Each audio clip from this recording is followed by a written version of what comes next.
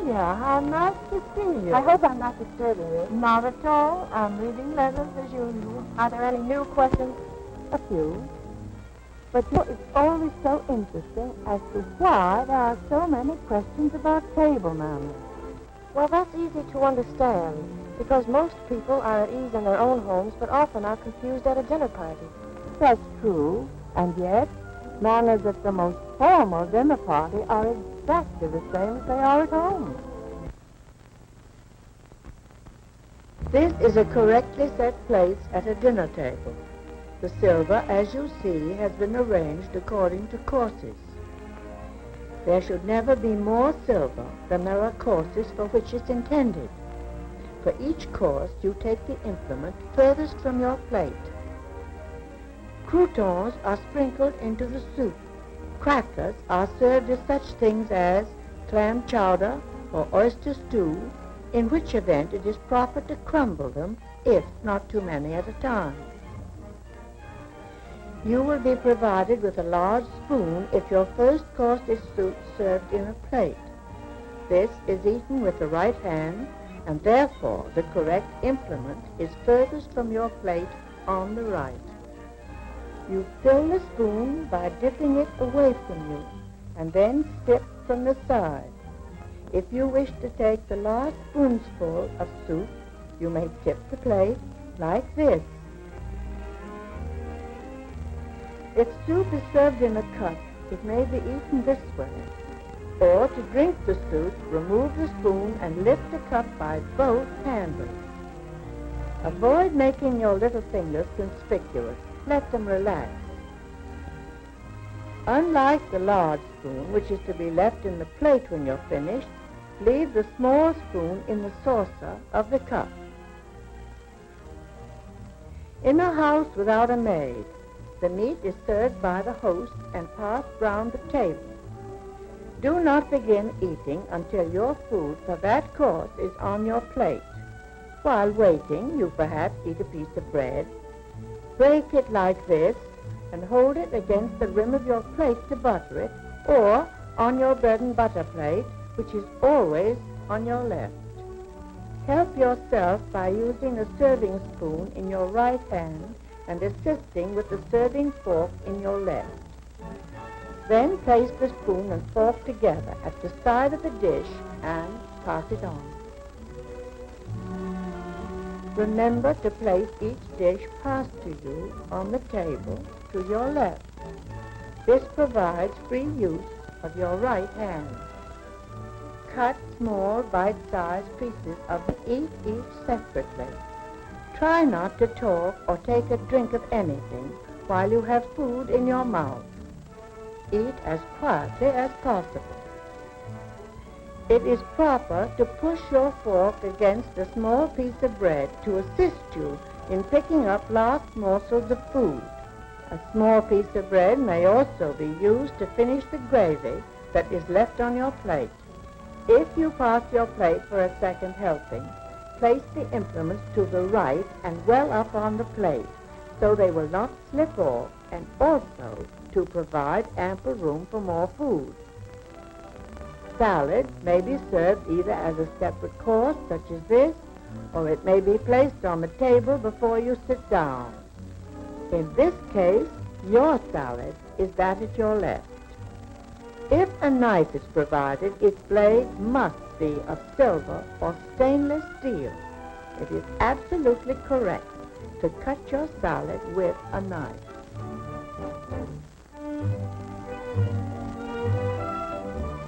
Properly, every dessert may be eaten with both fork and spoon.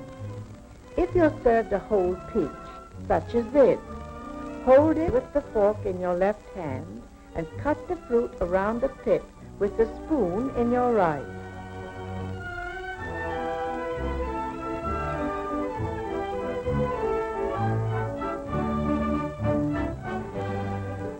Dip the tips of your fingers into the finger bowl.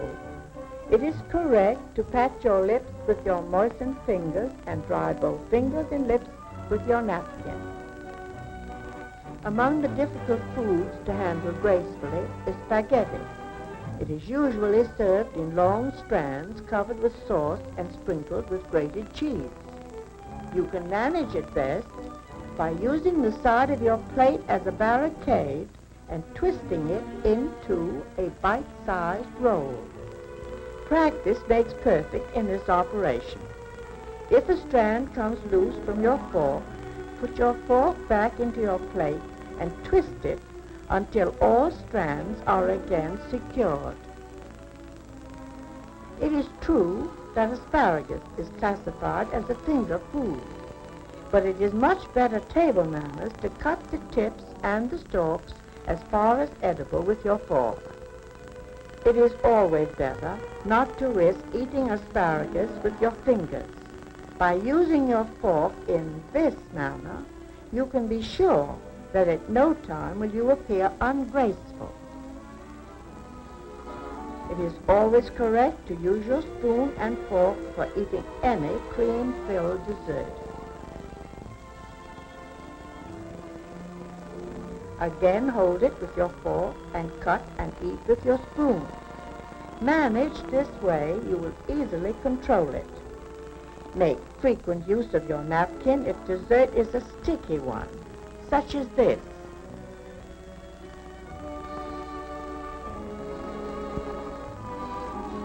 Fruits, such as stewed cherries, which you put into your mouth, pits and all, may be eaten with a spoon alone. It is correct, however, to use your fork as well. You drop the pits into your spoon and place them on your plate.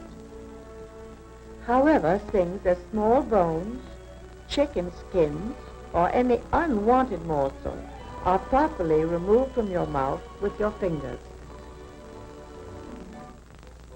It's bad manners to light your own cigarette when none are provided at table. To blow smoke in your neighbor's face is inexcusable, and never do this. Imagine the chagrin of a hostess who prides herself on the brilliance of her silver when her guest does this.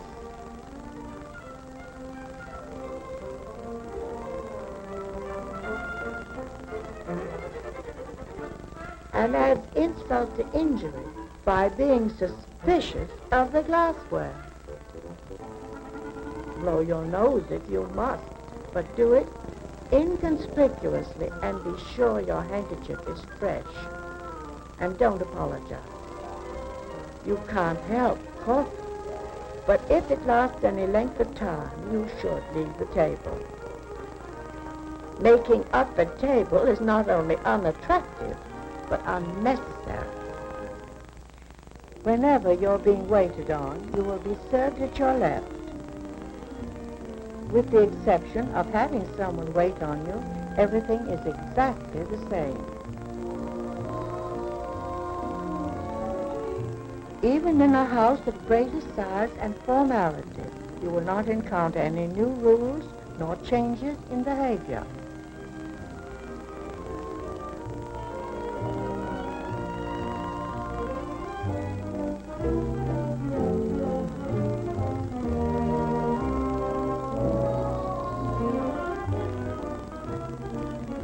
The beverage which you accept will be poured for you in its correct glass.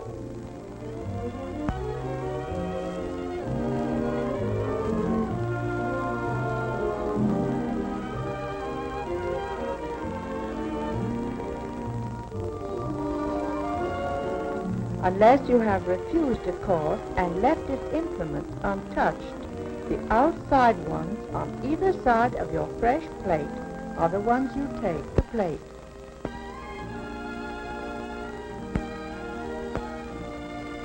As you see, all table manners follow a set pattern. Once learned, you can never be